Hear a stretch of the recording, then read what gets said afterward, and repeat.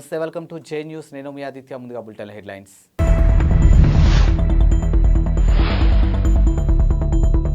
అయోధ్యలో రామయ్య భక్తులకు ఎలకుల ప్రసాదం పంపిణీ.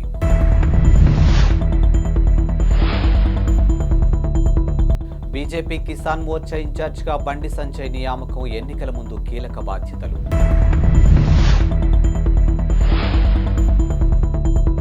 ప్రజాపాలన అభయస్తం డేటా ఎంట్రీపై సీఎస్ శాంతికుమారి కీలక ఆదేశాలు. అయోధ్య రామాలయంలో శ్రీరాముడి విగ్రహ ప్రాణ ప్రతిష్టకు సమయం సమీపిస్తున్న నేపథ్యంలో శ్రీరామ జన్మభూమి తీర్థక్షేత్ర ట్రస్ట్ కీలక నిర్ణయం తీసుకుంది. రామాలయ సందర్శనకు వచ్చే భక్తులకు ఎలకుల ప్రసాదాన్ని అందించాలని నిర్ణయించినట్లు వెల్లడించింది. ఇక రామ్ విలాస్ అండ్ సన్స్ దుకాణానికి ప్రసాదం తయారీ బాధ్యతను అప్పగించినట్లు తెలిపింది.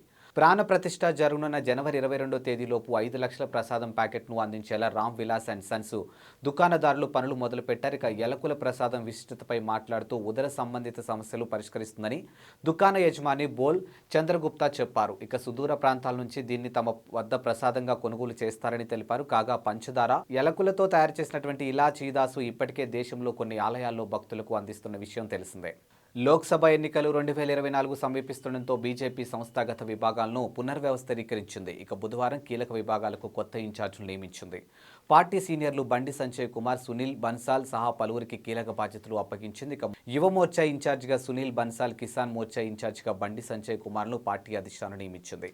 ఇక ఎస్సీ మోర్చా ఇన్ఛార్జిగా తరుణ్ చుంగ్, మహిళా మోర్చా ఇన్ఛార్జిగా బైష్వంత్ జే పాండా, ఎస్టీ మోర్చా ఇన్ఛార్జిగా డాక్టర్ రాధామోహన్ దాస్ అగర్వాల్, ఓబీసీ మోర్చా ఇన్ఛార్జిగా వినోద్ తావ్డే, మైనార్టీ మోర్చా ఇన్ఛార్జిగా దుష్యంత్ కుమార్ గౌతమ్ పేరును పార్టీ బుధవారం ప్రకటించింది. కాగా జూలై 2023 చివరిసారిగా బీజేపీ జాతీయ ఆఫీసర్ బేరర్లను పునర్వ్యవస్థీకరించింది. ఇక గత ఏడాది డిసెంబర్లో బీజేపీ పంజాబ్ రాష్ట్ర పార్టీ విభాగాల ఇన్ఛార్జిను మార్చింది. వివిధ విభాగాలకు సంబంధించినటువంటి 70 మందితో ఇన్ఛార్జీలతో సహా ఇన్ఛార్జీలను ప్రకటించిన విషయం తెలిసిందే. ఇక 2024 లోక్సభ ఎన్నికలు సమీపిస్తుండటంతో బీజేపీ ఈ మేరకు పార్టీలో మార్పులు చేస్తుంది. ప్రజాపాలన అభయహస్తంలో భాగంగా డిసెంబర్ 28వ తేదీ నుంచి జనవరి 6వ తేదీ వరకు స్వీకరించినటువంటి దరఖాస్తులకు సంబంధించినటువంటి డేటా ఎంట్రీలను ఈ నెల 17వ తేదీలోపు పూర్తి చేయాలని ప్రభుత్వ ప్రధాన కార్యదర్శి శాంతికుమారి కలెక్టర్ను ఆదేశించారు.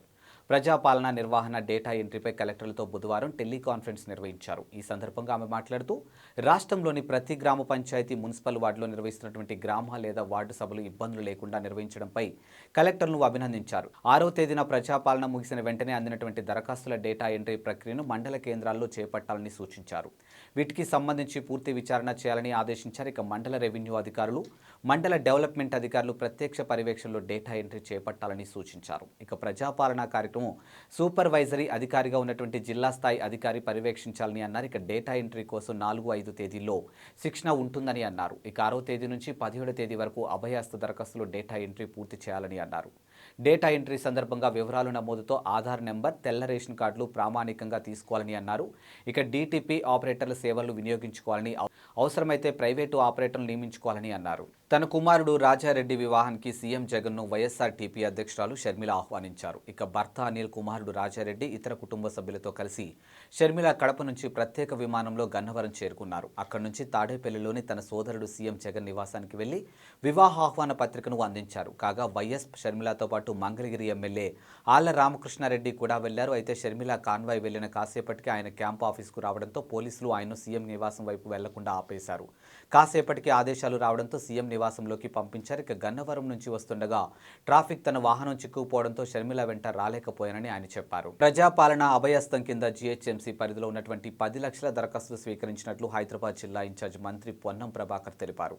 బుధవారం ముషీరాబాద్ సర్కిల్ బోలక్పూర్ వార్డులో అంజుమాన్ స్కూల్లో నిర్వహించినటువంటి దరఖాస్తు స్వీకరణ కౌంటర్ను కమిషనర్ రొనాల్డ్ రోస్, జిల్లా కలెక్టర్ అనుదీప్ దురిశెట్టితో కలిసి మంత్రి పరిశీలించారు. ఇక ఈ సందర్భంగా మాట్లాడుతూ ఇందిరమ్మ ఇల్లు, 200 యూనిట్లు ఉచిత విద్యుత్తు, పెన్షన్, మహిళా లక్ష్మి, సబ్సిడీ గ్యాసులకు సంబంధించినటువంటి దరఖాస్తులు అందాయని తెలిపారు. ప్రభుత్వం ఏర్పడి నెల రోజులు పూర్తయిందని, ఈ సమయంలోని ప్రజల కోసం అనేక సంక్షేమ పథకాలు అమలులోకి తెస్తున్నామని అన్నారు. ఇక ప్రభుత్వం ఏర్పడిన 45 గంటల్లో మహాలక్ష్మి పథకాన్ని అమల్లోకి తెచ్చామని అన్నారు. ఇప్పటి వరకు 6.5 కోట్ల మంది ఉచిత ఆర్టీసీ ప్రయాణాన్ని వినియోగించుకున్నట్లు వెల్లడించారు. ఇక తమ ప్రభుత్వం ప్రతి ఇంటి నుంచి దరఖాస్తును స్వీకరిస్తుందని అన్నారు. ఇక 6 గ్యారంటీ పథకాలతో పాటు రేషన్ కార్డు, బస్తీ సమస్యల దరఖాస్తులను కూడా సమర్పించుకోవచ్చని స్పష్టం చేశారు. జీహెచ్ఎంసీ వ్యాప్తంగా 150 వార్డులో 600 కేంద్రాల దరఖాస్తు స్వీకరణకు కౌంటర్లు ఏర్పాటు చేసినట్లు తెలిపారు. అవసరమైతే వీలైతే మరిన్ని కౌంటర్లు ఏర్పాటు చేస్తామని పేర్కొన్నారు. ముఖ్యమంత్రి రేవంత్ రెడ్డి బుధవారం బంజారా చరిత్ర పుస్తకాన్ని ఆవిష్కరించారు. ఇక ఉస్మానియా యూనివర్సిటీ తెలుగు విభాగం ప్రొఫెసర్ సూర్య ధనంజయ్, మాజీ సిటిఓ డాక్టర్ ధనంజయ్ నాయక్ సంయుక్తంగా బంజారా చరిత్ర పుస్తకాన్ని రచించారు. ఆవిష్కరణ అనంతరం రచయితలు మొదటి ప్రతిని రేవంత్ రెడ్డికి అందించారు. ఈ సందర్భంగా రేవంత్ రెడ్డి మాట్లాడుతూ లిఖిత చరిత్ర లేని బంజారా గిరిజన తెగ ఘనమైన చరిత్రను పుస్తక రూపంలో సమాజానికి అందించడం అభినందనీయమని పేర్కొన్నారు. బంజారాల చరిత్ర ఎంతో గొప్పదని అన్నారు. వీరి చరిత్రను గ్రంథస్థం చేసేందుకు విశేష కృషి చేసినటువంటి రచయితలను అభినందించారు. ఇక రచయితలు మాట్లాడుతూ ముఖ్యమంత్రి చేతుల మీదుగా పుస్తకాన్ని ఆవిష్కరింప చేసుకోవడం ఆనందంగా ఉందని పేర్కొన్నారు. ఇక రేవంత్ రెడ్డి నాయకత్వంలోని కాంగ్రెస్ ప్రభుత్వం సమర్థవంతంగా పనిచేసి రాష్ట్రాన్ని ప్రగతి పదంలో నడుపుతుందన్న ఆశాభావం వ్యక్తం చేశారు. తెలంగాణలో 26 మంది ఐఏఎస్ను బదిలీ చేశారు. ఈ మేరకు రాష్ట్ర ప్రభుత్వం ప్రధాన కార్యదర్శి శాంతికుమారి బుధవారం ఉత్తర్వులు జారీ చేశారు. గనుల శాఖ ముఖ్య కార్యదర్శిగా మహేష్ దత్తా ఎక్కాను నియమించింది. ఇక ప్రణాళిక శాఖ ప్రిన్సిపల్ సెక్రటరీగా అహ్మద్ నదీం, సాగునీటి శాఖ కార్యదర్శిగా రాహుల్ బొచ్చాల్ను బదిలీ చేసింది. ఇటీవల వరకు సీఎంఓ ముఖ్య కార్యదర్శిగా ఉన్నటువంటి స్మితా సబర్వాల్ను ఫైనాన్స్ కమిషన్ సభ్య కార్యదర్శిగా నియమించింది. ఇక వెయిటింగ్ లిస్టులో ఉన్నటువంటి వెయిటింగ్ లిస్టులో ఉన్నటువంటి దివ్య, భారతి, హోలికేరి, చిట్టెం లక్ష్మి తదితరులకు పోస్టింగ్లు ఇచ్చింది. ఇక పలువురు కలెక్టర్లు బదిలీ చేసింది. మరికొందరు కలెక్టర్లుగా బాధ్యతలు అప్పగించింది. అయోధ్య రామమందిర ప్రారంభోత్సవానికి జనసేన అధినేత పవన్ కళ్యాణ్కు ఆహ్వానం అందింది. ఇందుకు సంబంధించినటువంటి ఆహ్వాన పత్రికను ఆర్ఎస్ఎస్ ప్రాంత సంపర్క్ ప్రముఖ్ ముల్లపూడి జగన్ జనసేనానికి అందించారు. ఇక బుధవారం మధ్యాహ్నం జనసేన పార్టీ కేంద్ర కార్యాలయంలో పవన్కు ఆహ్వాన పత్రికను అందజేశారు. ఈ భేటీలో విశ్వ హిందూ పరిషత్ రాష్ట్ర organizing secretary Srinivas Reddy, RSS కార్యాలయ ప్రముఖ పూర్ణ ప్రజ్ఞ తదితరులు పాల్గొన్నారు. ఇక పవన్ కళ్యాణ్కు ఆహ్వాన పత్రికను అందించింది అయోధ్య రామమందిర నిర్మాణం విశేషాలను తెలిపారు.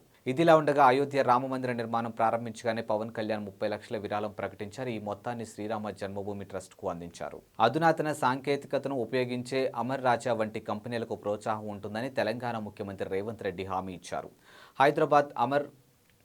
హైదరాబాద్లో అమర్ రాజా గ్రూప్ ఆఫ్ కంపెనీ ప్రతినిధులతో బుధవారం జరిగిన సమావేశంలో సీఎం రేవంత్ రెడ్డి, ఐటీ శాఖ మంత్రి శ్రీధర్ బాబు, సీఎస్ శాంతకుమారి ఇతర అధికారులను పాల్గొన్నారు. ఈ సమావేశంలో అమర్ రాజాకు చెందినటువంటి గల్లా జయదేవ్ కూడా ఉన్నారు. ఈ సందర్భంగా ముఖ్యమంత్రి రేవంత్ రెడ్డి మాట్లాడుతూ రాష్ట్ర పారిశ్రామిక అభివృద్ధిలో అమర్ రాజా కంపెనీది కీలక పాత్ర అని అన్నారు. శుద్ధ ఇంధనం ఉత్పత్తికి తెలంగాణ రాష్ట్రం కట్టుబడి ఉందని తెలిపారు. ఇక అధునాతన సాంకేతికతను ఉపయోగించే కంపెనీలకు ప్రోత్సాహం ఉంటుందని అన్నారు. అనంతరం గల్లా జయదేవ్ మాట్లాడుతూ గిగా కారిడార్కు ప్రభుత్వం ఇస్తున్న సహకారం అభినందనమని తెలియజేశారు. ఇక తమ ప్రాజెక్టు త్వరితగతిన పూర్తయ్యేంత వరకు ఈ ప్రభుత్వం సహకరిస్తుందని తెలిపారు. తమ వ్యాపారాలను మరింతగా విస్తరిస్తామని, విద్యుత్ బ్యాటరీల అభివృద్ధికి ప్రభుత్వం తోడ్పాటును అందిస్తున్నామని పేర్కొన్నారు. హైదరాబాద్ నగరంలో జూబ్లీహిల్స్ పోలీస్ స్టేషన్ పరిధిలో బుధవారం షాకింగ్ ఘటన నమోదైంది. ముఖానికి మాస్క్ పెట్టుకుని లిఫ్ట్ అడిగి ఓ మహిళ కారు ఎక్కి అతను డబ్బులు ఇవ్వకుంటే లైంగికంగా వేధించావంటూ కేసు పెడతానంటూ డ్రైవర్ను బెదిరించింది. అప్రమత్తమైన డ్రైవర్ కారును నేరుగా బంజారాహిల్స్ పోలీస్ స్టేషన్కు తీసుకెళ్లడంతో మహిళా వ్యవహారం బయటపడింది. ఇక నిందిత మహిళా పోలీసులు అరెస్ట్ చేశారు. నిందితురాల్ని నయీమా సుల్తాన్గా గుర్తించారు. ఇక తనను తాను లాయర్గా ఆమె చెప్పుకుంటుందని పోలీసులు తెలిపారు. ఆమె వద్ద లభించిన పుస్తకాల్లో కొన్ని ఆధారాలను గుర్తించామని, ఆమెపై హైదరాబాద్, సైబరాబాద్ కమిషనరేట్ల పరిధిలో 15కు పైగా కేసులున్నాయని వెల్లడించారు. ఇక దీంతో నయీమా సుల్తాన్ను అరెస్ట్ చేశామని పేర్కొన్నారు. ఇక బార్ అసోసియేషన్కు లేఖ రాసి ఆమె గురించి తెలుసుకున్నామని జూబ్లీహిల్స్ పోలీసులు వెల్లడించారు. ఇవి ఇవాల్టి బులెటిన్ అప్డేట్స్. మరో బులెటిన్తో మళ్ళీ కలుద్దాం. అంతవరకు సెలవు, నమస్కారం.